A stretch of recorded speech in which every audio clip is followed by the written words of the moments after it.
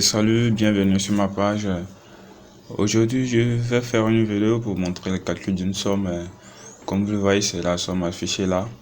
Et bien, sans plus tarder, on va passer à la démonstration. Mais je vous demande de vous abonner. Vous n'avez qu'à cliquer sur le bouton abonner. Là, on me demande de calculer somme de 1 inférieur ou égal à j, i pardon, qui est inférieur ou égal à j, qui est inférieur ou égal à n, de i facteur de j plus 1. Et bien d'abord, cette somme-là, si on veut la transformer en double somme, et ça donne ça. Ça peut donner autrement, il y a une autre formule qui permet aussi de montrer que ça peut donner autrement. Hein. Mais moi, je vais utiliser celle-ci.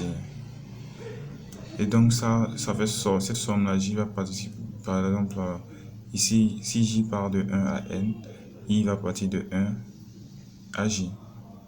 Donc c'est pour ça que j'écris j allant de 1 à n, de i allant de 1 à j, le facteur de ij plus 1. Maintenant, quand on écrit comme ça, ben, le j plus 1 est une constante ici. Puisque ici, pour la première somme, c'est i seulement qui varie, donc on peut faire sortir ça là. Et ça donne ça. Maintenant, cette somme-là, on le sait tous.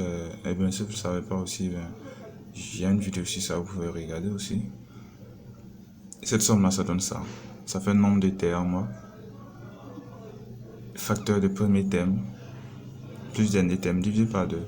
Nombre de termes ici, c'est j moins 1 plus 1, ça fait j. Premier terme pour i égale à 1, le terme, ça fait 1. Donc 1 plus dernier terme pour i égale à j, ça fait j.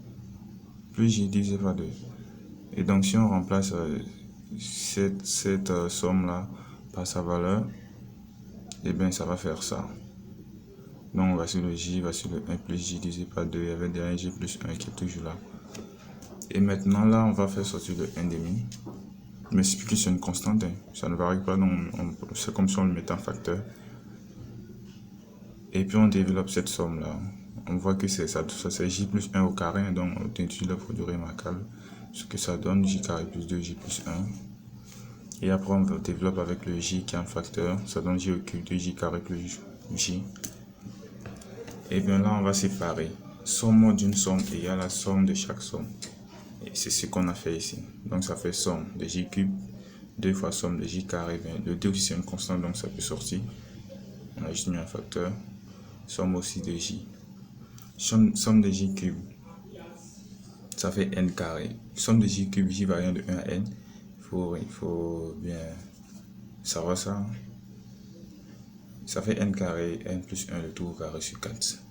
Et bien si vous n'êtes pas d'accord avec ça, je ferai une vidéo bientôt pour faire la démonstration de cette formule aussi. Hein. Maintenant, ça aussi j carré c'est n facteur de n plus 1, 2n plus 1 plus 6.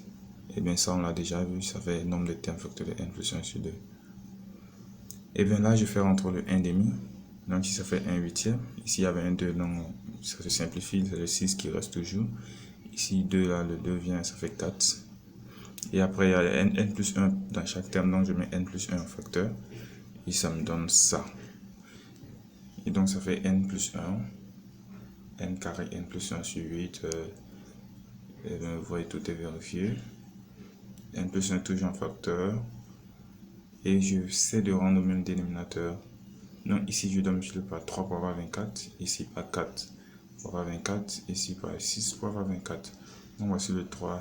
Je l'ai mis là. Le 4 d'ici c'est là, le 6 aussi c'est là, tout divisé par 24. n plus 1 toujours en facteur. Et bien là je développe, ça fait 3n au cube, 3n au cube plus 3n carré plus 8n carré plus 4n plus 6n divisé par 24. Et bien arrivé là, on n'a qu'à mettre les thèmes qu'on peut mettre ensemble, comme on le dit, hein, les moutons ensemble, les carrés ensemble.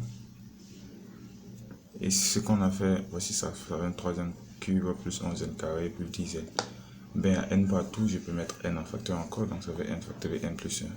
3n carré plus 11n plus 10n plus 10 pardon, divisé par 24. Et bien voici le résultat, c'est tout pour aujourd'hui. Ben, je vous demande de vous abonner à ma page pour ne pas manquer de vidéos. Ciao.